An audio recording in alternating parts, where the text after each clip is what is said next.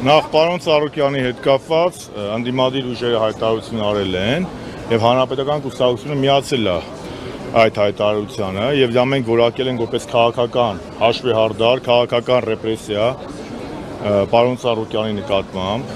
Սա առաջինը եւ սա ակնհայտ է, որ յուրաքանչյուր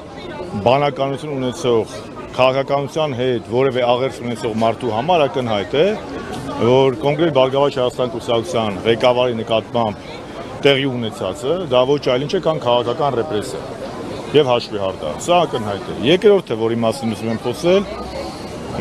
Հայաստանը շատ բարդ իրավիճակում է, ես կասեի,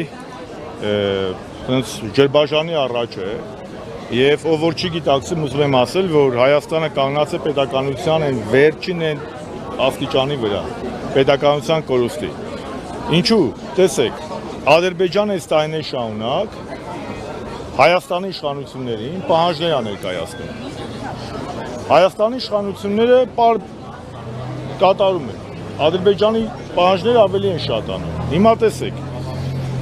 Ադրբեջանը այս վերջի պահանջը դա որն է, անկլավներն են, ադրբեջանցիների վերաբնակեցումն է, բայց ամենառաջինը սահմանադրության նոր սահմանադրությունը, ըստ որի Հայաստանի Հանրապետությունը կհրաժարվի իր անձնագրից, իր ծննդակարգից, դա անկախության հռչակագիրն է, որտեղ չի լինի ոչ մի հեղում, ոչ ցեղասպանության միջազգային ճանաչմանը, ոչ Արցախի հայկականությանը, ոչ եկեղեցու բացառիկությանը, եւ բնականաբար, եթե դա հանում ես, տակ ինչ է մնում, ոչ թե Հայաստանի Հանրապետություն բովանդակությամբ, այլ թուրքական վիլայել կամ Էրմենիստան։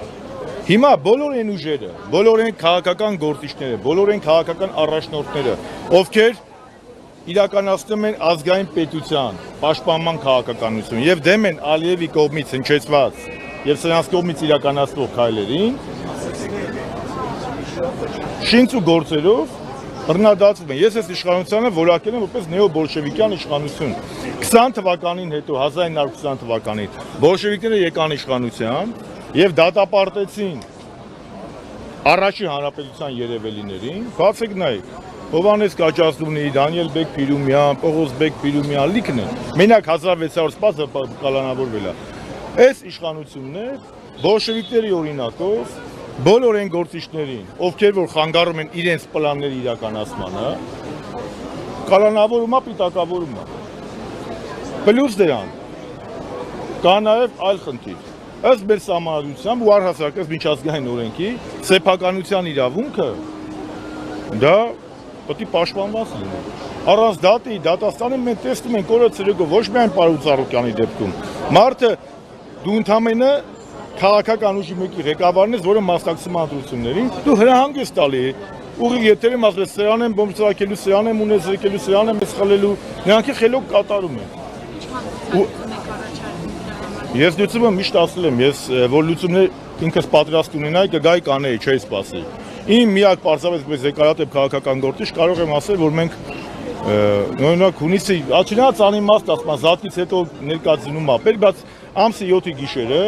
երբ որ մենք տեսանք, առհասարակ հասարակությունը տեսա, որ նախ Բարգավաճ Հայաստանի ձայները արդեն գողանում են։ Երկրորդը տեսան, որ մինչև Կենտրոնական անձնական հանձնաժողովի պաշտոնապես ամփոփումը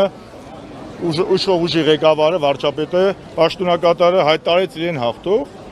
Ես կարծում եմ միակ տարբերակը այն է, որ պետքա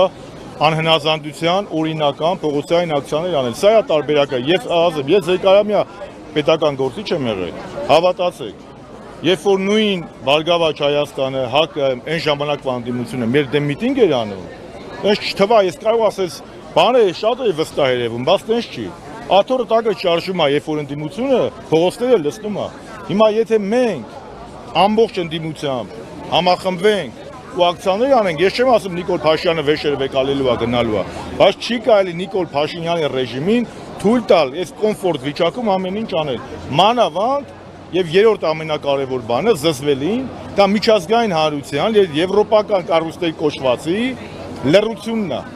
Լռությունը Պարոն Շարմազանը, ձեր նշած իրականությանը զուգահեռ մենք տեսանք մեդալի հակառակ կողմը պարլամենտ անցած ընդդիմությունը վերցրեց իր մանդատները եւ կարծես թե հաշտ էր այն իրողության հետ, ինչի որ կատարվեց։ Եվ դեռ ավելի շատ ընդդիմությունը ձեզ է քննադատում, հանրապետականներին է քննադատում, որ դուք եք պահում Նիկոլ Փաշինյանին, դուք եք բերել, մեղքը դուք եք։ Երեխեք, տեսեք։ Բայց մեղավորը իրենք են։ Տեսեք, ես հիմա տեսեք, երեխեք։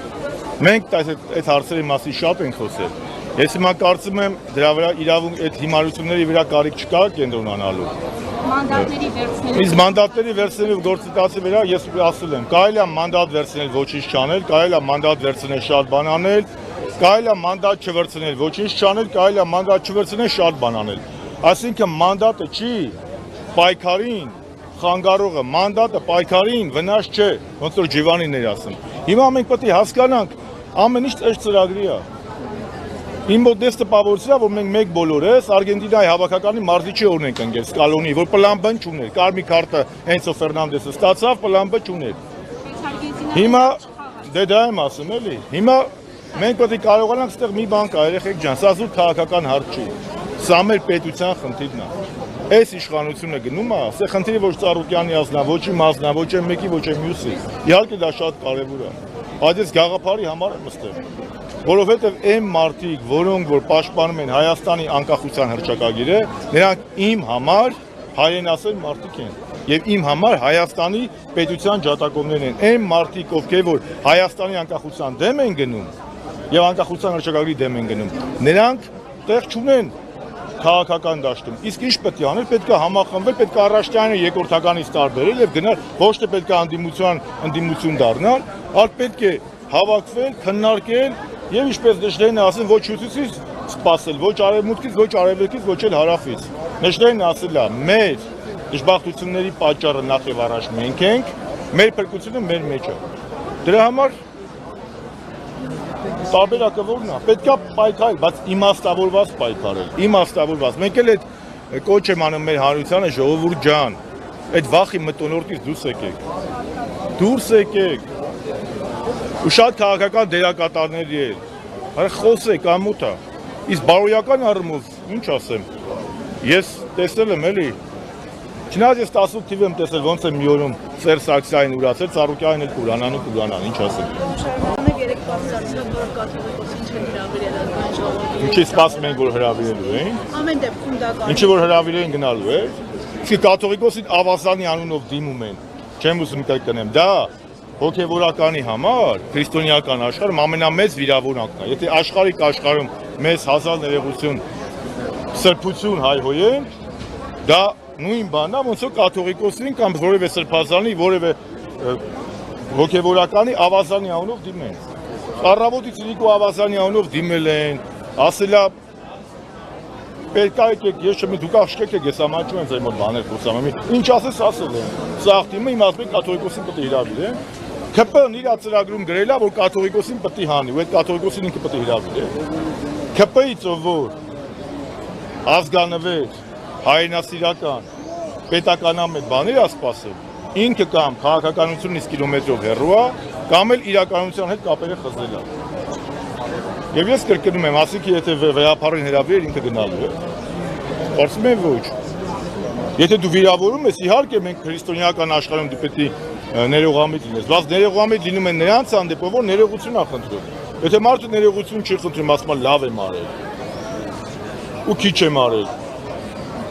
Եվ հայրենասիրության դրսևորում ցուցաբերում է ով։ Նիկոլ Փաշինյանը։ Ես Նիկոլ Փաշինյանի անձը դեմ խնդիր չունեմ։ Ես Նիկոլ Փաշինյանի հակապետական ու հակազգային քայլերի դեմ դեմ եմ։ Ես առհասարակ իմ ամբողջ քաղաքական կեսագրության մեջ երբեք որևէ անձի դեմ չեմ ունեցել